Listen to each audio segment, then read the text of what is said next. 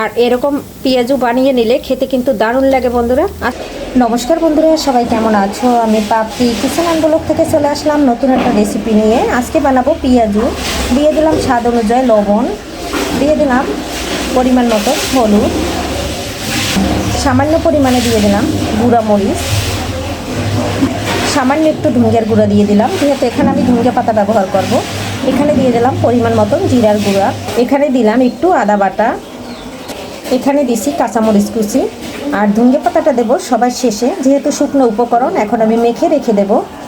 ঝাল বুঝে কাঁচামরিচটা দিবে, যে যেরকম ঝাল খাবে। দিয়ে দিলাম অনেকগুলান পেঁয়াজ, যেহেতু আমি পেঁয়াজু করব তাই কিন্তু আমি পেঁয়াজটা অনেক বেশি করে দিয়ে দিয়েছি। আর এখন কিন্তু এই শুকনো উপকরণের সাথে আস্তে আস্তে একটু মেখে নেব। তারপরে আমি জল দিয়ে এটা কিন্তু মেখে আমি একটু 10 মিনিট রেখে দেব, কারণ যেহেতু শুকনো উপকরণ সেক্ষেত্রে আমি একটু বেশি সময় রেখে দেব। আর পেঁয়াজু মানে পেঁয়াজ বেশি লাগতে হবে, সেটার মানেই হলো পেঁয়াজু। যেহেতু আমি হাত দিয়ে ক্যামেরা ধরি বন্ধুরা, অফ ক্যামেরায় জলটা দিয়ে দিয়েছি। এখন আমি এভাবে মেখে রেখে দেব 10 মিনিট।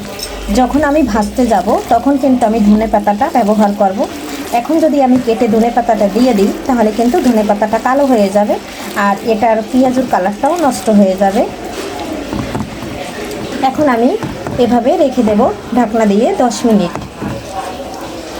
আর এখানে আমি কিন্তু হাতেই এই পেঁয়াজুর ব্যাটারটা করে নিয়েছি, কারণ আমি নিজের হাতে সব কিছু তৈরি করে নিই। আর সব কিছু রেখে বয়াম করে একদম রেখে দিই, বছর জুড়ে খেয়ে নেই। আমি খুব সুন্দর করে মেখে নিয়েছি। আর এটা এদিকে বন্ধুরা পেঁয়াজুটা তখন মেখে রেখেছিলাম। এখন আমি এই যে ধনে পাতা দিয়ে মেখে নিচ্ছি। আর এখন কিন্তু আমি ভেজে নেব বন্ধুরা। পেঁয়াজুটা কিন্তু একদম মেখে নিয়েছি। এখন যে সেইবে দেবে, আমি একটু পাতলা পাতলা করে দিয়ে দিচ্ছি। আর তেলের পরিমাণটা কম দিয়ে দিয়েছি। একইভাবে সবগুলো দিয়ে দেব। জালটা একদম কমিয়ে ভেজে নেব, কিন্তু লো আঁচে দিয়ে, যাতে পুড়ে না যায়। বন্ধুরা একটা পাশ কিন্তু হয়ে গেছে, আমি উল্টে দিচ্ছি।